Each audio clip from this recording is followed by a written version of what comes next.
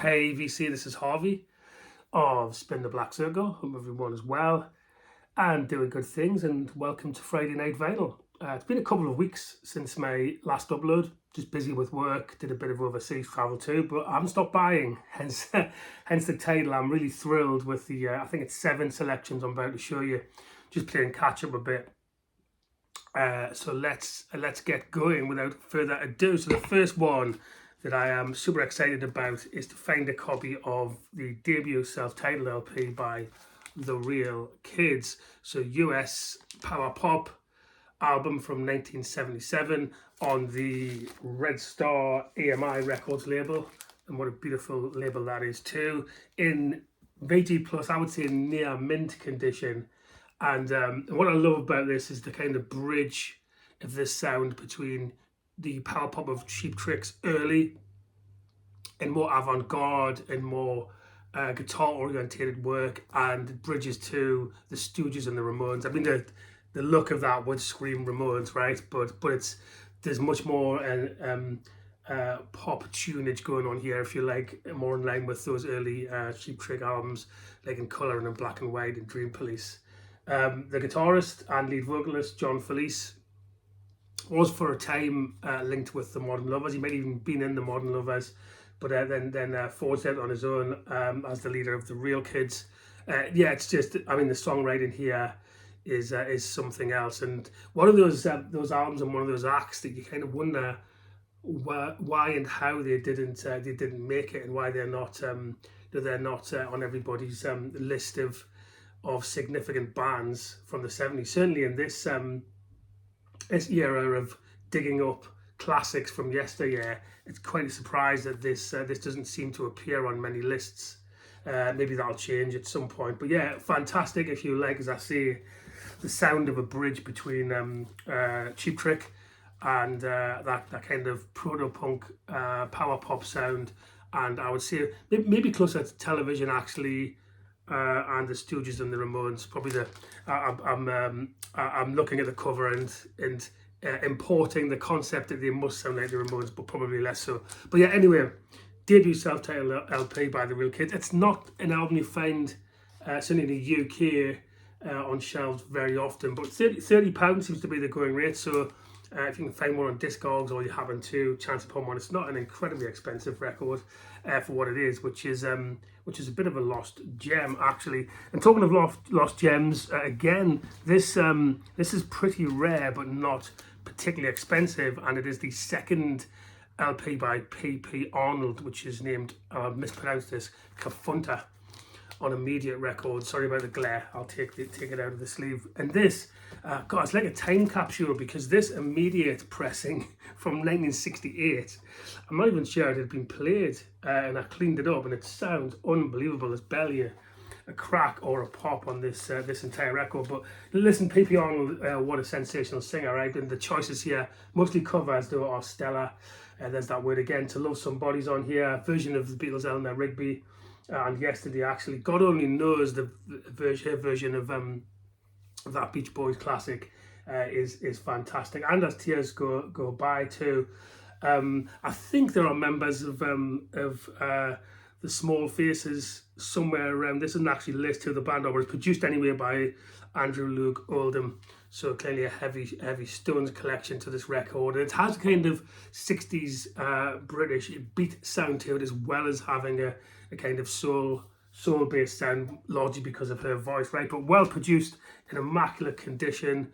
I mean, obviously her most famous track was on the debut LP, First Cut as a Divist, but this is a really accomplished, excellent 60s soul, R&B and beat record by P.P. Arnold, with a voice at the peak of her powers. And I'm just so stoked to have something in this sort of kind of time capsule condition, to have found a copy of Kafunta that sounds like this. So thrilled to pick up those two. Moving to a couple of newer pressings now, or new pressings. I was watching Steve Westman's show, and there was a chap on who owns the UK audiophile vinyl reissue label, Analog October Records, and I'm really sorry I forgot the chap's name, but he was talking about one of his recent reissues by Neil Audley, which is Harmony of the Spheres. So just watching that and then streaming it afterwards, I thought, well, I'm going to get me a copy of that, because it may have actually sold out now, but there were only a couple of copies of the 500 that he's pressed on his audiophile Analog October Records label. So maybe have a look at, if you Google Analog October Records, go to this chap's website and just see if you can find Harmony of the Spheres. Now it was described both on Steve Westman and online as a jazz fusion LP. I don't agree with that at all. It's more like an Alan Parsons LP, actually. It's proggy. The jazz connection, I think, is that you've got some of the cream of the 70s British jazz scene on here. Barbara Thompson features on flute and soprano sax, and then Ian Carr, who seems to, on trumpet, who seems to be on almost every British jazz record of the 70s. John Martin's on here on guitar too, but it really is much closer, this LP, as I say it, to something like I, Robot, than it is some jazz fusion album. So if you like the sound of that and you want to check it out, this is really carefully packaged. It's from the Analog Tapes, as you'd expect, with a label title like Analog October Records, but it's also pressed at optimal. Everything about it is carefully manufactured. This chap who owns this label clearly cares, because the packaging, the mastering was super quiet. The attention to detail too, because it's repressed on the obviously you got permission to do this, but on the Decca full frequency label. So attention to detail, clearly aimed at some people a bit like you or I, who care about sound quality, secondary to the music, of course. But yeah, Harmony of the Spheres by Neil Audley. Highly recommended, and check out that chap's label too. I only realised after the event that I own a Courtney Payne album that was put out by Analog October Records, which is equally a fantastic repress. So big shout out to labels like this. I think it's just one chap who strike out on their own and try and do something like this, and it probably isn't a big money spinner to do something like this. It's more of a labour of love. So yeah, Harmony of the Spheres by Neil Audley, worth checking out, certainly. Now, hot off the press, because as you probably know, I'm a big jazz fan. I still think that the Blue Note Classics jazz audiophile reissues are massively underrated. People keep gravitating to tone poets, which are amazing. Don't get me wrong, I've got lots of tone poets. Or they gravitate to UHQR, Analog Production, or Impulse Series reissues, because of all of the quality, including the pressing and the cover. But what you get with Blue Note Classics is, for the price of just any record, a low £20 in the UK, probably about $25 to $30 in the US. From the original Scotch analog tape, from the Blue Note archives, Kevin Gray mastered AAA end-to-end pressing, which, if you bought an original pressing of a Blue Note Classic, it's going to cost you 3 figures wherever you are in the world. So anyway, the latest two only came out yesterday, and these are the really hard to find self-titled Hank Mobley LP from 1958. Amazing LP. Nothing missing here, and a stellar cast. The trumpeter on here, Bill Hardman, is fantastic. Sonny Clark on piano, Paul Chambers on bass, Hank Mobley, of course, on tenor sax, and Art Taylor on drums, with Curtis Porter supporting on alto and tenor sax, as well as Hank sax. But it's fantastic, and as I say, you're going to be talking maybe £400 or £500 upwards, maybe even £1,000 for an original pressing of this Hank Mobley album.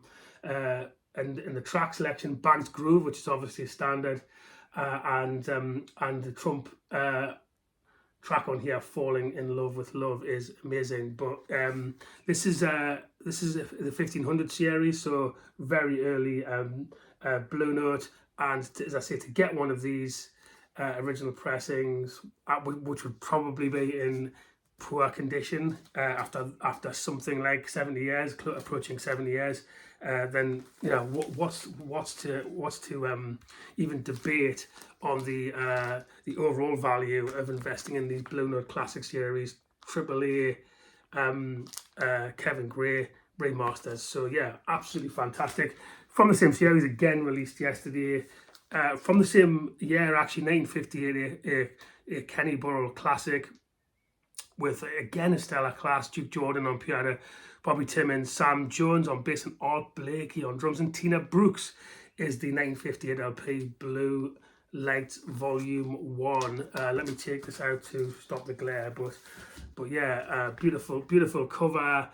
Again, end to end, AAA analog, classic Blue Note LP, which again would cost you hundreds of pounds or dollars to buy, probably in terrible condition. So not enough talk still, I think, about the value of the Blue Note Classic series. The only difference between these and Tone Poets essentially is the quality of the cover, and these aren't gatefolds, whereas Tone Poets are two, and maybe a slightly different pressing plant used for Tone Poets 2. But yeah, Blue Lights by Kenny Burrell. So these two together just come out yesterday. Jazz aficionados, building a collection.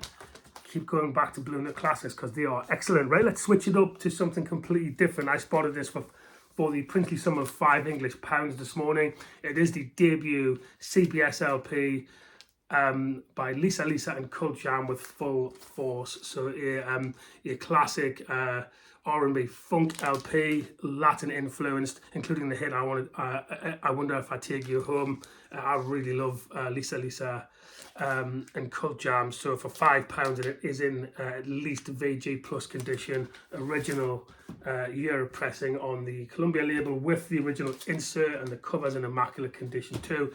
Cleaned up on the Project VCS. Bish Bash Bosh, £5 for an excellent 80s LP. Talking of excellent 80s albums, a glaring hole in my sizable Prince collection, I'm almost embarrassed to say this, was Controversy by Prince, but no more, because I picked it up, this 1981 Prince album this morning, and I'm so pleased with the pressing because this is the 2011 Bernie Grundman repress, renowned as being excellent, because of course Bernie is the master, the masterer. So yeah, it was a hole in my Prince collection. I'm a huge Prince fan, so when I saw Controversy in mint condition, really, or near mint condition, for £20 from this 2011 repress, I could not say no. So only one more to show, and a massive shout out to Midge from Midge's Vinyl Gems for this one, because he did a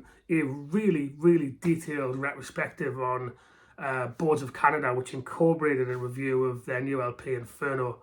I urge you, if you just like music and like detail, to go back and watch and listen to Midge's video, because it's what the VC is all about, really. He did an amazing job. Midge did an amazing job of enticing me to properly check out Boards of Canada instead of what I had been doing, which is I kind of heard Music Has a Right to Children and kind of tinkered here and there. But as a result of Midge's video, I streamed it and then hungrily went out and bought the limited edition flexi triple gatefold version of Inferno by Boards of Canada on translucent red vinyl. Leaving aside the quality of the vinyl, which is great, its downstage depth is way better than streaming, in my opinion. This is now my album of the year. I put on Spotify DJ in the car when I was traveling somewhere yesterday, and it said something like, this is Boards of Canada, you've played this, I don't know, 85 times in the last 2 weeks, something crazy like that. So it really has caught my imagination. This LP Inferno. I can't get anywhere near the depth of Midge's analysis of this record. I'm not going to try to do that. My 30-second two penneth is this is an LP that's about our times. It's and hence the title. It's a pretty apocalyptic affair. With a bit of light at the end of the tunnel when you get to the end of the tracks. But this is not just, when you first hear this, you'll think it sounds like a bunch of kind of retro electro instrumentals with not much going on. But the more you listen, it's at least a 3, 4 or 5 listen affair before you even start to understand what's going on here. But it's really a reflection back on our times, and pretty as I say, scary and scorched earth. take on what's going on in the world, but it's compelling listen, and I highly recommend it. And thanks Midge again. My LP of the year so far is Inferno by Boards of Canada, which would not have happened if not for that video. So that's the power and the value of the VC right there. So there you go, a small but in my opinion stellar selection of recent record buys, some of which I'll be spinning this afternoon, some of which I've already spun. So until next time, hope everyone has a good weekend, and peace.